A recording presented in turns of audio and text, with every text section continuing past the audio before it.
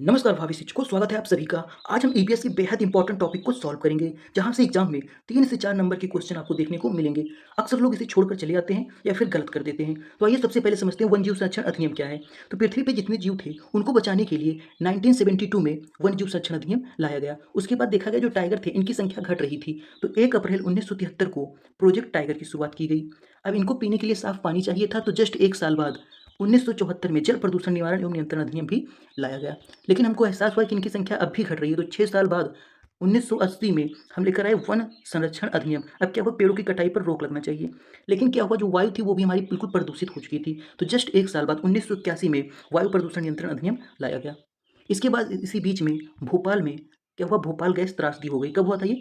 1984 में हुआ था। उसके बाद 2 साल बाद 1986 में हम लेकर आए पर्यावरण संरक्षण अधिनियम ईपीए। उसके बाद क्या हुआ, 1986 के जस्ट 1 साल बाद जो कनाडा का एक शहर है मॉन्ट्रियल, यहाँ पे मॉन्ट्रियल प्रोटोकॉल हुआ 1987 में। 1986 में ये हुआ, उसके बाद 1987 में मॉन्ट्रियल प्रोटोकॉल हुआ। जो यूवी रेस आती हैं इसको क्या करता है, जो ओजोन लेयर है वो रोक लेता है, लेकिन इसमें होल हो रहा था, तो इसके लिए 1987 में मॉन्ट्रियल प्रोटोकॉल हुआ। उसके बाद 1987 के बाद 1992 में रियो डी जेनेरिया में पृथ्वी सम्मेलन हुआ।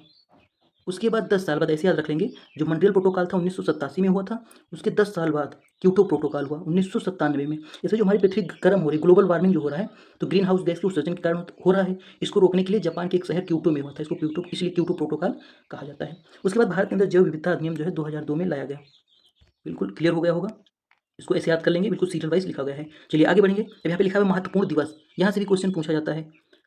तो यहाँ पे सबसे पहले वो कह रहा है 22 मार्च को विश्व जल दिवस मनाया जाता है। जो हमारी पृथ्वी बनी तो सबसे पहले इस पे क्या आया, पृथ्वी पे जल ही तो आया, तो 22 मार्च को जल दिवस। अब जल आया तो गिरा कहाँ, जल पृथ्वी पे गिरा तो पृथ्वी दिवस मनाया जाता है। सबसे पहले जल आया, फिर पृथ्वी पे गिरा तो पृथ्वी दिवस मनाया जाता है। अब दोनों जब मिल गए तो क्या हुआ, विविधता हो गई, तो 22 मई को क्या मनाया जाता है, जैव विविधता विविधता दिवस।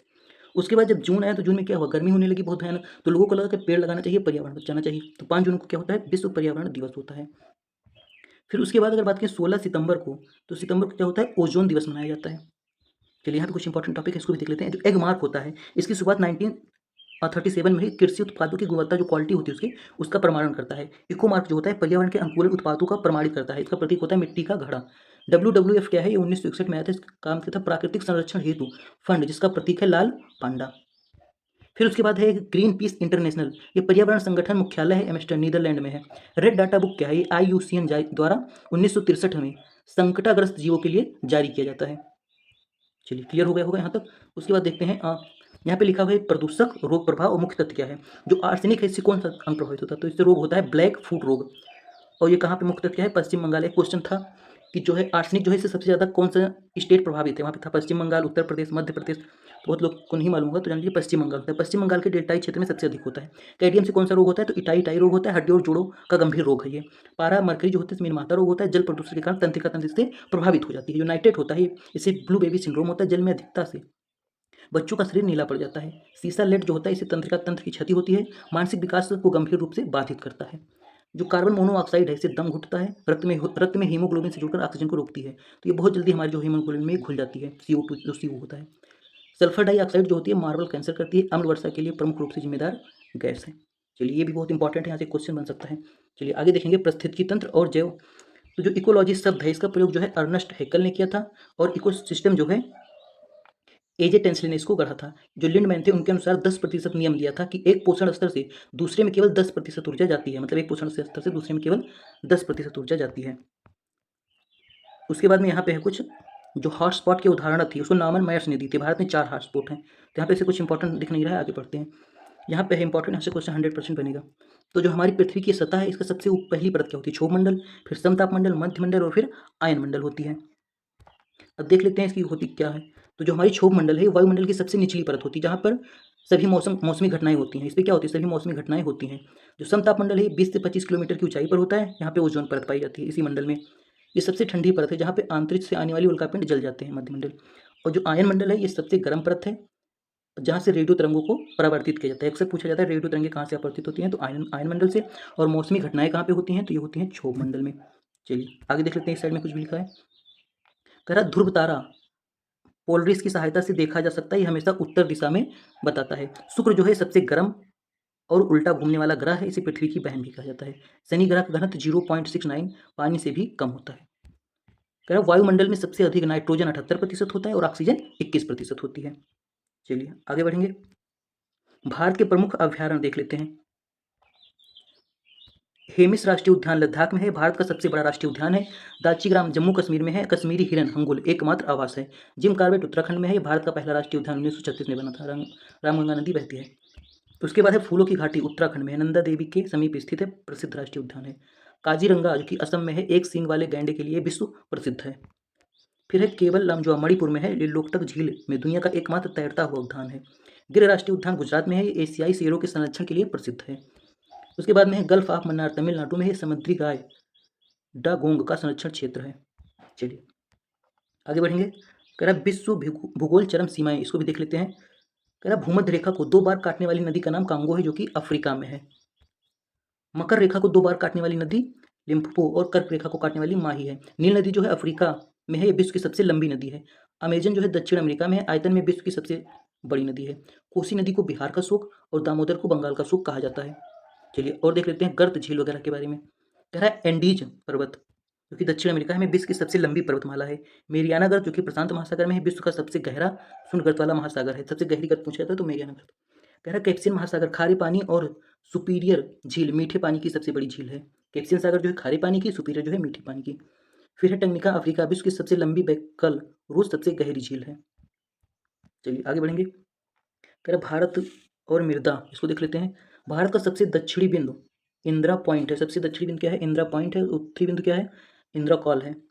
कह रहा स्वर्णिम चतुर्भुज महामार्ग 5,846 किलोमीटर लंबा है, जो कि दिल्ली, मुंबई, चेन्नई और कोलकाता को जोड़ता है। अरावली पर्वत, इसकी सर्वोच्च चोटी का नाम गुरु शिखर है, ये सबसे प्राचीन है। ये वलित या फिर अवशिष्ट पर्वतमाला है। नीलगिरी की पहाड़ियाँ, सर्वोच्च चोटी इसकी जो है डोडा बेटा इसका नाम है, पूर्वी और पश्चिमी घाट का मिलन बिंदु है। विंध्य और सतपुड़ पर्वत, धूपगढ़ चोटी, भ्रंश पर्वत है ये। विंध्य और सतपुड़ा जो है भ्रंश पर्वत का उदाहरण है। 8 डिग्री चैनल मालदीव और मिनकाय को अलग करता है। चलिए आगे देख लेते हैं। कह रहा तटीय क्षेत्र में उगने वाले को मैनग्रोव वन की जड़ों को न्यूमटोफर कहा जाता है। काली मिट्टी जो है बेसाल्ट से निर्मित होती है। स्वतः जुताई वाली मिट्टी और लाल मिट्टी जो होती है वो आयरन ऑक्साइड युक्त होती है। भारत का मानक समय 82.5 डिग्री पूर्वी उत्तर प्रदेश के नैनी प्रयागराज से लिया गया है, 5 राज्यों से होकर गुजरती है। संविधान के बारे में देख लेते हैं। अनुच्छेद 1 के तहत भारत राज्यों का संघ कहा गया है। राज्य के नीति निर्देशक तत्व आयरलैंड के संविधान से लिए गए हैं। मूल अधिकार न्यायिक पूर्वावलोकन और राष्ट्रपति पर महाभियोग अमेरिका से लिया गया है। समवर्ती सूचना और प्रस्तावना की भाषा ऑस्ट्रेलिया के संविधान से ली गई है। 36वें संशोधन 1975 द्वारा अनुच्छेद 2 के तहत सिक्किम को 22वां राज्य बनाया गया। 22वें संशोधन 1976 द्वारा रूस से प्रेरित होकर भाग 4A को मूल कर्तव्य में जोड़ा गया। 73वें संशोधन 1992 द्वारा 11वीं अनुसूची पंचायती राज जोड़ी गई, जिसमें 29 विषय हैं। फिर 74वें संशोधन 1992 द्वारा 12 अनुसूची नगर प्रशासन जोड़ी गई, जिसमें 18 विषय हैं। तो कुछ इंपॉर्टेंट थे जो कि रिपीट हुए थे।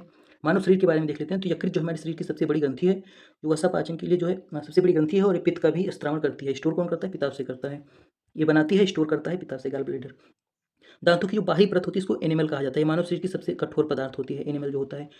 जो ओ वाला ब्लड ग्रुप होता है इसको यूनिवर्सल डोनर कहा जाता है, सबको अपना रक्त दे सकता है। जो ए बी होता है इसको यूनिवर्सल रिसेप्टर सर्वग्राही कहा जाता है, सबसे अपना रक्त ले सकता है। प्रोटीन का निर्माण जो है अमीनो अम्ल से मिलकर होता है। विटामिन ए रेटिनॉल की कमी से रक्तौंधी रोग हो जाता है। विटामिन बी की कमी से बेरी, सी की कमी से स्कर्वी, डी की कमी से सूखा रोग, ई की कमी से नपुंसकता, विटामिन के की कमी से रक्त का थक्का नहीं जमता। उसके बाद है दूध का पाश्चुरीकरण और रेबीज के टीके की खोज लुईस पाश्चर ने की थी। दुनिया की पहली एंटीबायोटिक दवाई पेनिसिलिन की खोज अलेक्जेंडर फ्लेमिंग ने की थी। फिर है लाइकेन, जो है कवक और शैवाल से मिलकर बनता है। कई बार पूछा गया है लाइकेन, तो यहाँ की कवक और शैवाल का ये सहजीवी है। वायु प्रदूषण का सबसे सटीक सूचक है। बिल्कुल मोस्ट इंपॉर्टेंट है, यहाँ से क्वेश्चन कई बार रिपीट हुआ है इससे। चलिए आगे बढ़ेंगे। कह रहा उत्तर प्रदेश की सीमा जो है सर्वाधिक 8 राज्यों और एक केंद्र शासित प्रदेश से लगती है। यूपी का राजकीय वृक्ष अशोक, पुष्प यहाँ का पलाश है, और पशु जो है बारहसिंगा है, पक्षी यहाँ का सारस है। 108 दीपकों का पिंजरा सिर पर रखकर किए जाने वाला चरकुला नृत्य यूपी के ब्रज क्षेत्र का है। कह रहा सुहल कुहा उत्सव हिंदू मुस्लिम एकता और ताज महोत्सव आगरा में आयोजित होता है। पुष्कर का ऊंट मेला या फिर सोनपुर का जो मेला होता है एशिया का सबसे बड़ा पशु मेला है। बिहू असम का और कथक उत्तर प्रदेश का प्रसिद्ध नृत्य है। भारत की पहली वंदे भारत एक्सप्रेस जो है दिल्ली और वाराणसी के बीच चली थी। चिपको आंदोलन जो है 1973 में सुंदरलाल बहुगुणा और गौरी देवी के नेतृत्व में उत्तराखंड में शुरू हुआ था। नर्मदा बचाओ आंदोलन का नेतृत्व मेघा पाटकर ने सरदार सरोवर बांध के विरोध में किया था। ध्वनि प्रदूषण को रोकने के लिए सड़क के किनारे पेड़ लगाने की तकनीक को ग्रीन मफलर कहा जाता है। आर्द्र भूमियों के संरक्षण के लिए 2 फरवरी 1971 को रामरस समझौता हुआ। घट प्राणी नेफ्थिन्स जैसे कीटभक्षी पौधे नाइट्रोजन की कमी पूरा करने के लिए कीड़ों को खाते हैं। चलिए, थैंक्स फॉर वॉचिंग, मिलते हैं अगले वीडियो में।